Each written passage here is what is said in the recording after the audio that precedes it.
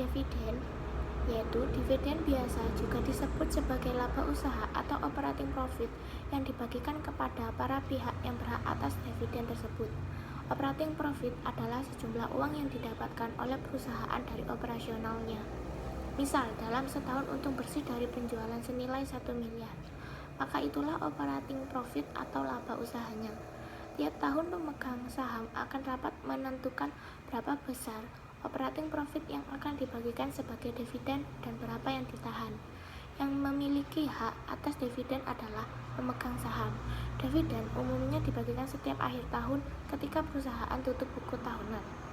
Sedangkan pengertian dari keuntungan modal yaitu keuntungan modal yang diperoleh seorang investor ketika harga penjualan dikurangi jumlah harga beli saham. Selisih dari harga penjualan dan harga beli ini yang kemudian diperhitungkan. Jadi, secara umum keuntungan modal atau capital gain adalah nilai keuntungan ketika aset yang dijadikan investasi telah dijual, namun ketika pemilik masih memiliki atau menguasai aset tersebut, hal itu bukan disebut dengan capital gain meskipun harga yang ditawarkan lebih tinggi dengan harga sebelumnya. Meskipun dividen dan capital gain atau keuntungan modal sama-sama menguntungkan bagi investor, namun keduanya memiliki perbedaan yang signifikan. Bisa kita lihat dari sumber perolehan, sifat pendapatan, waktu perolehan, waktu yang tepat untuk bertransaksi. Yang pertama, sumber perolehan. Dividen dan capital gain atau keuntungan modal merupakan dua hal yang berbeda, meskipun keduanya merupakan keuntungan yang dapat diperoleh investor dari perdagangan saham dilihat dari sumber perolehannya. Dividen berbeda dengan capital gain atau keuntungan modal. Dividen diperoleh dari laba yang dihasilkan perusahaan dalam kurun waktu 1 tahun atau satu periode akuntansi, namun tidak seluruh laba digunakan dibagikan sebagai dividen kepada para investor, hanya sebagian saja. Meski dividen menjadi hak bagi para investor, namun pembagiannya tidak bersifat mutlak. Artinya, pembagian dividen bisa tidak dilakukan berdasarkan kebijakan perusahaan.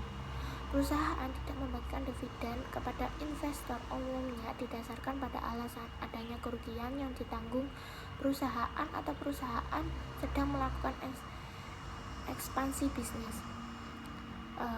Sedangkan keuntungan modal diperoleh dari keuntungan atas selisih harga saham. Harga saham senantiasa mengalami pergerakan, kadang naik, kadang juga turun.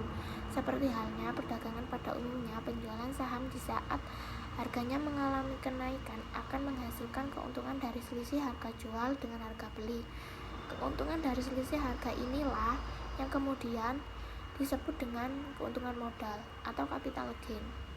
Jadi, capital gain tidak ada hubungannya dengan laba perusahaan, sebab itu besarannya tidak dipengaruhi oleh besar kecilnya laba yang diperoleh perusahaan selama tahun buku.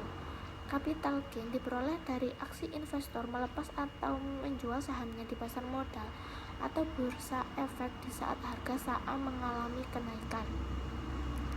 Yang kedua yaitu sifat pendapatan. Dilihat dari waktu perolehan, dapat dikatakan bahwa sifat pendapatan dari dividen adalah pasif, sedangkan capital gain atau keuntungan modal cenderung aktif. Dividen merupakan pendapatan pasif karena investor tidak banyak melakukan aktivitas trading dan hanya menunggu perusahaan membagikan laba yang diperolehnya dalam bentuk dividen, baik tahunan yang bersifat final maupun interim dan sifatnya sementara. Untuk mendapatkan passive income berupa dividen, investor harus memiliki modal finansial yang besar guna ditanamkan dalam perusahaan dalam jangka panjang. Lain halnya dengan keuntungan modal, perolehannya yang menuntut adanya keaktivitas dari investor dalam menjalankan aktivitas trading di pasar modal. Sebab itu sifat pendapatan dari keuntungan modal adalah aktif. Untuk mendapatkan keuntungan yang besar dari keuntungan modal, investor dituntut aktif dan memiliki keahlian dalam technical analysis. Investor yang mengejar capital gain umumnya memiliki modal finansial dan relatif kecil, sehingga apabila diinvestasikan dalam jangka panjang perolehan keuntungannya cenderung kecil. Maka dari itu, investor ini hanya menanamkan modalnya pada perusahaan dalam jangka pendek saja, sehingga tidak terlalu mengharapkan dividen, tetapi lebih mengejar keuntungan dan capital gain atau keuntungan modal. Yang ketiga yaitu waktu perolehan. Pembagian dividen umumnya dilakukan setahun sekali yang besarannya ditetapkan dalam rapat umum pemegang saham atau RUPS. Namun ada kemungkinan pula perusahaan membagikan dividen interim, yaitu imbal hasil sementara yang dibagikan kepada para investor secara berkala selama tahun berjalan. Misalnya, per triwulan pembagian dividen interim ini ditetapkan berdasarkan keputusan direksi. Berbeda dengan capital gain, waktu perolehannya tidak terikat dengan kebijakan perusahaan atau hasil RUPS. Capital gain dapat diperoleh sewaktu-waktu di mana investor menjual sahamnya di saat harganya mengalami kenaikan. Berkenaan dengan hal itu, investor bisa menjual sebagian atau seluruh saham yang dimilikinya sekaligus ketika lonjakan harga saham menghasilkan selisih yang menggiurkan. Yang keempat yaitu waktu yang tepat untuk bertransaksi.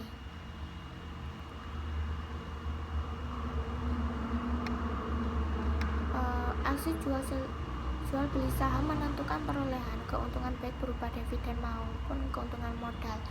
Investor harus mampu membaca situasi pasar dan menganalisis pergerakan saham secara intensif agar dapat memanfaatkan momentum dan menentukan waktu yang tepat untuk memutuskan menjual atau membeli saham.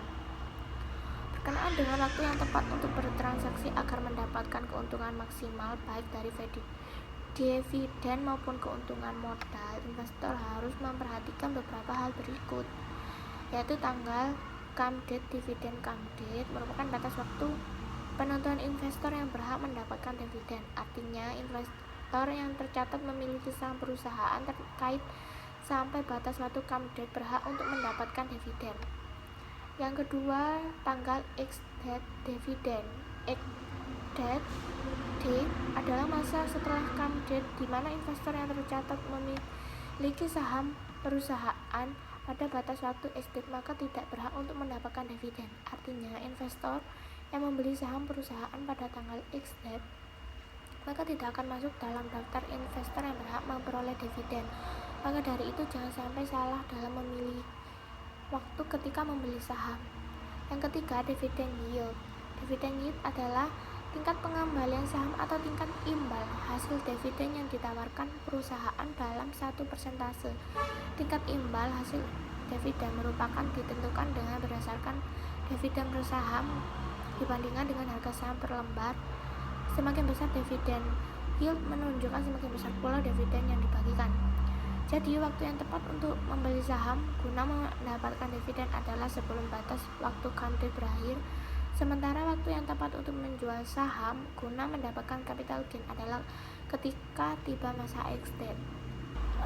Selanjutnya, alasan kenapa sih investor itu lebih memilih dividen daripada keuntungan modal. Selanjutnya, alasan kenapa sih investor itu lebih memilih dividen daripada keuntungan modal. Pemegang saham atau bisa kita disebut sebagai investor dalam menginvestasikan dananya tentu menginginkan return atau hasil yang didapatkan dari suatu investasi yang tinggi. Sementara salah satu hal yang penting dalam perusahaan adalah keberadaan investor yang menanamkan uangnya sebagai sumber modal dari perusahaan tersebut. Hubungannya adalah perusahaan akan membutuhkan tambahan modal yang bisa didapatkan dari investor, dan investor akan mendapatkan keuntungan dari kebijakan dividen yang dikeluarkan perusahaan. Untuk instrumen investasi saham, return bisa didapatkan dari capital gain maupun dividen. Jadi, investor cenderung lebih memilih dividen karena dianggap lebih pasti dibandingkan dengan keuntungan modal.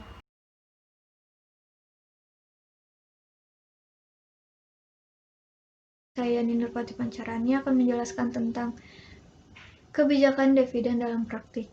Kebijakan dividen adalah keputusan manajemen keuangan untuk menentukan besarnya persentase laba yang dibagikan kepada para pemegang saham dalam bentuk cash dividend. Stabilitas dividen yang dibagikan, dividen saham, pemecahan saham, dan penarikan kembali saham yang beredar yang semuanya ditunjukkan untuk meningkatkan kemakmuran para pemegang saham. Pada praktiknya, perusahaan cenderung memberikan dividen dengan jumlah yang relatif stabil dan meningkat secara teratur. Kebijakan ini kemungkinan besar disebabkan oleh asumsi bahwa yang pertama ada investor cenderung lebih menyukai dividen yang stabil, dan yang kedua investor melihat kenaikan dividen sebagai suatu tanda baik bahwa perusahaan memiliki prospek baik. Demikian juga sebaliknya.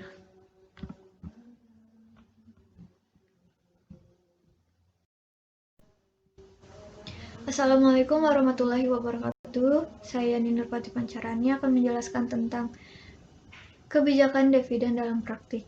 Kebijakan dividen adalah keputusan manajemen keuangan untuk menentukan besarnya persentase laba yang dibagikan kepada para pemegang saham dalam bentuk cash dividend. Stabilitas dividen yang dibagikan, dividen saham, pemecahan saham, dan penarikan kembali saham yang beredar yang semuanya ditunjukkan untuk meningkatkan kemakmuran para pemegang saham. Pada praktiknya, perusahaan cenderung memberikan dividen dengan jumlah yang relatif stabil dan meningkat secara teratur. Kebijakan ini kemungkinan besar disebabkan oleh asumsi bahwa yang pertama ada investor cenderung lebih menyukai dividen yang stabil, dan yang kedua investor melihat kenaikan dividen sebagai suatu tanda baik bahwa perusahaan memiliki prospek baik. Demikian juga sebaliknya.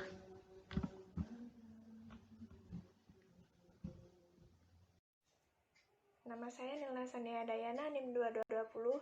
Di sini saya akan menjelaskan tentang faktor-faktor yang mempengaruhi kebijakan dividen. Yang pertama, posisi likuiditas perusahaan. Likuiditas adalah kemampuan perusahaan untuk membayar utang jangka pendek dengan menggunakan aktiva lancar. Posisi likuiditas perusahaan sangat berpengaruh dalam pengambilan kebijakan dividen. Semakin lancar likuiditas perusahaan, semakin besar juga kemampuan perusahaan untuk membagikan dividen. Ketika perusahaan tidak cukup likuid, kas yang masuk sedikit, dan utang jangka pendeknya harus segera dibayarkan. Yang kedua, kebutuhan untuk melunasi hutang. Semakin banyak hutang yang harus dibayar, semakin besar dana yang harus disediakan, sehingga akan mengurangi jumlah dividen yang akan dibayarkan kepada pemegang saham.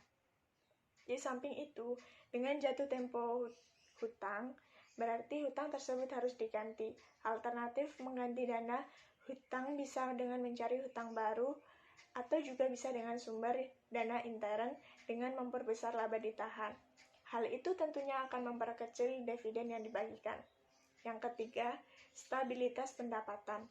Bagi perusahaan yang pendapatannya stabil, dividen yang dibayarkan kepada pemegang saham lebih besar dibanding dengan perusahaan yang pendapatannya tidak stabil. Perusahaan yang pendapatannya stabil tidak perlu menyediakan kas yang banyak untuk berjaga-jaga.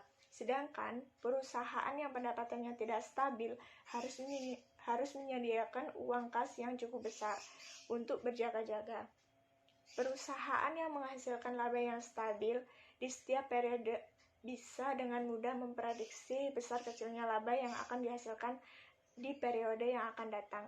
Perencanaan mengenai sumber dana dan penggunaannya jauh lebih terarah juga bisa terbaca dengan baik. Yang keempat, rencana perluasan. Perusahaan yang berkembang ditandai dengan semakin pesatnya pertumbuhan perusahaan, dan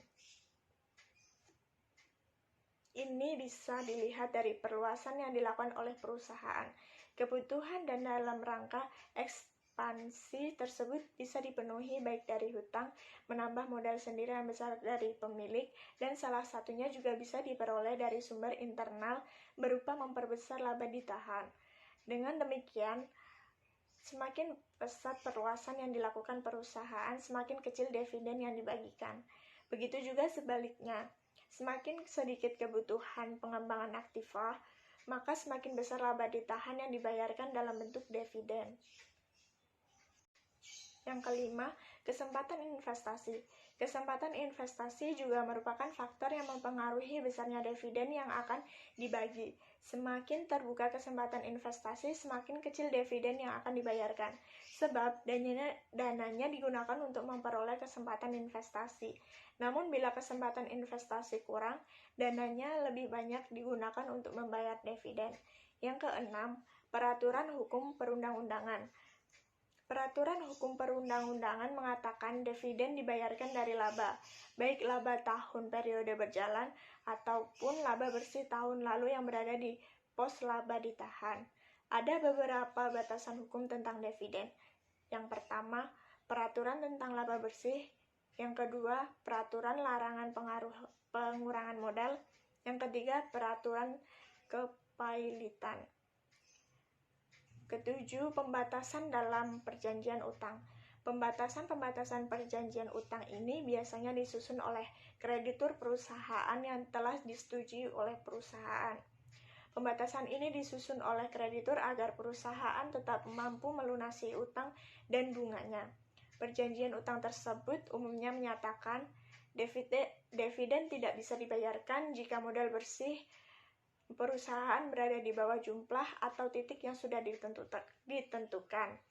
Perusahaan hanya bisa membayar dividen di masa mendatang dari laba yang diperoleh setelah perjanjian utang telah ditandatangani. Jadi dividen tidak boleh dibayar dari laba ditahan perusahaan pada tahun-tahun sebelumnya. Yang ke-8, pengendalian perusahaan. Terdapat beberapa perusahaan yang memiliki kebijakan yang hanya menggunakan dana yang berasal dari pendanaan internal saja untuk membiayai aktivitas, investasi, atau pengembangan usaha perusahaan. Pemegang saham yang senang adalah pemegang saham yang mayoritas memiliki kendali penuh atas perusahaan, memiliki suara terbanyak yang tidak ingin kehilangan kendali atas perusahaannya. Apabila manajemen perusahaan memperhatikan pengendalian, manajemen mungkin akan enggan menerbitkan saham baru dan akan menahan laba ditahan lebih banyak. Namun, apabila pemegang saham menginginkan adanya pembagian dividen dan terlebih adanya tekanan dari beberapa pemegang saham yang menginginkan adalah peralihan kekuasaan perusahaan, maka dividen yang dibagikan akan bertambah naik. Selanjutnya, saya akan menjelaskan tentang dividen saham dan pemecahan saham. Yang pertama, dividen saham atau stock dividen. Dividen saham merupakan pembayaran kepada para pemegang saham, biasa berupa tambahan jumlah lembar saham. Hal ini dinyatakan dengan merubah catatan modal sendiri para pemegang saham pada neraca perusahaan.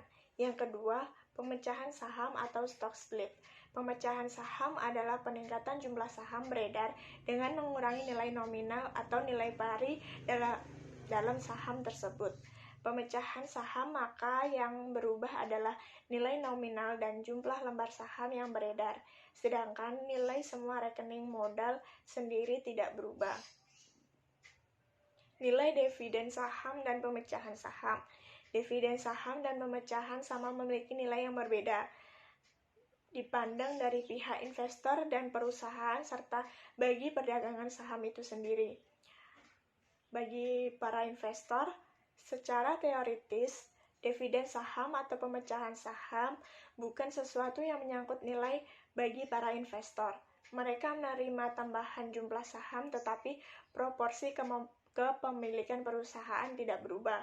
Harga pasar saham tersebut akan menurun secara proporsional, sehingga nilai total saham yang dipegang sama. Namun demikian, apabila investor akan menjual sebagian sahamnya dalam rangka mendapatkan kas, maka dividen saham atau pemecahan saham sangat membantu pelaksanaan tersebut. Pengaruh nilai dividen saham dan pemecahan saham terhadap dividen kas. Dividen saham atau pemecahan saham mungkin dibarengi dengan meningkatnya dividen kas. Kadang-kadang dividen diberikan kepada pemegang saham dengan maksud untuk menghemat kas. Jika laba meningkat, perusahaan tidak meningkatkan dividen kas, namun perusahaan bahkan menahan laba dalam jumlah yang cukup besar dan memberikan dividen saham. Keputusan tersebut secara efektif sama dengan mengurangi DPR. Pengaruh nilai dividen dan pemecahan saham terhadap perdagangan. Pemecahan saham dan dividen saham digunakan untuk mendapatkan saham pada perdagangan yang lebih disukai dengan harga yang lebih rendah. Keadaan ini untuk menarik lebih banyak pembeli dan juga mempengaruhi bauran pemegang saham atau mixed shareholders.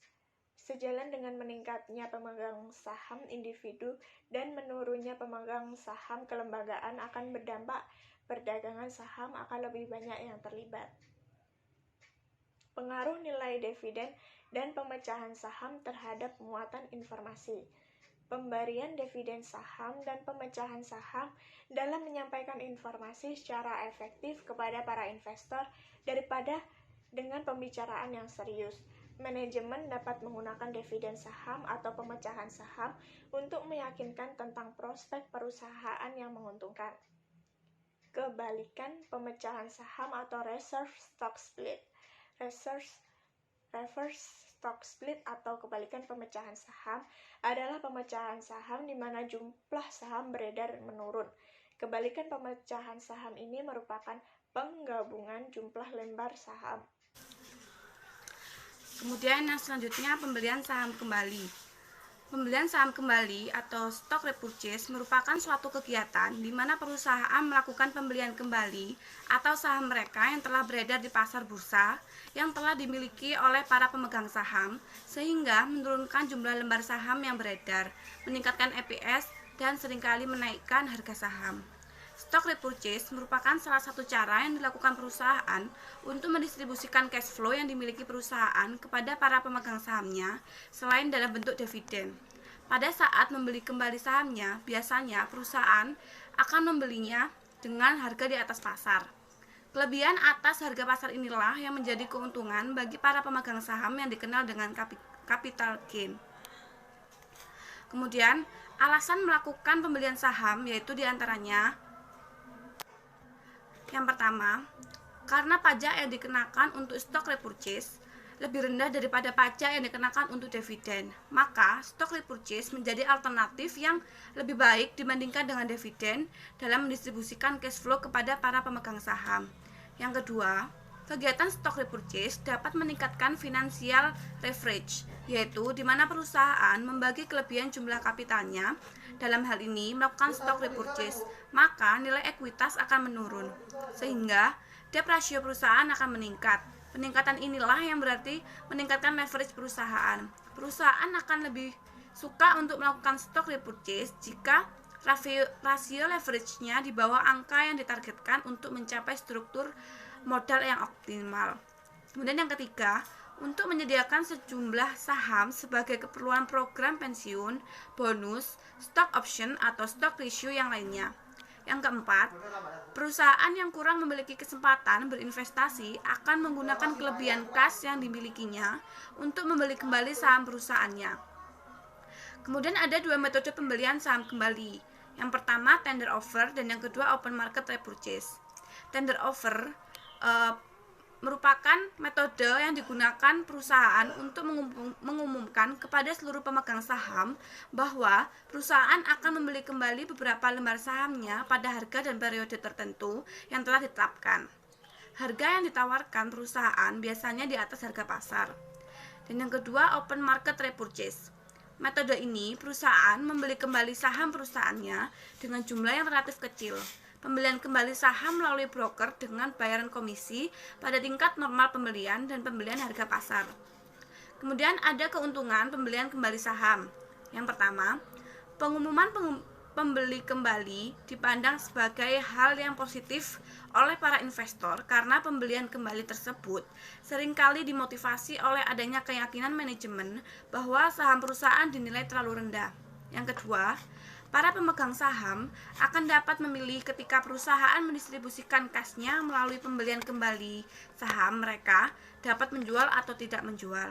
Yang ketiga, pembelian kembali dapat menghilangkan satu blok besar saham yang menggantungi pasar dan menahan harga per lembar saham. Yang keempat, kelebihan arus kas yang dianggap sebagai suatu hal yang sementara.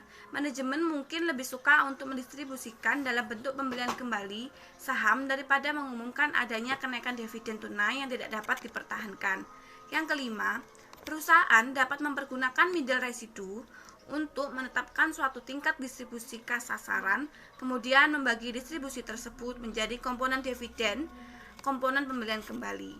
Dan yang keenam, digunakan untuk menciptakan perubahan struktural modal dalam skala besar. Ada pula kerugian pembelian kembali saham.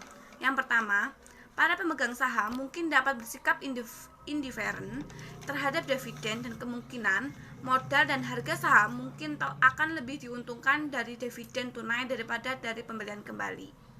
Dan yang kedua, para pemegang saham yang dilakukan penjualan mungkin tidak sepenuhnya menyadari seluruh implikasi dari pembelian kembali, atau mungkin mereka tidak memiliki semua informasi yang berhubungan dengan aktivitas perusahaan saat ini dan masa mendatang. Dan yang terakhir, perusahaan mungkin membayar harga yang terlalu tinggi untuk membeli kembali sahamnya dan memberikan kerugian bagi para pemegang saham yang masih tersisa.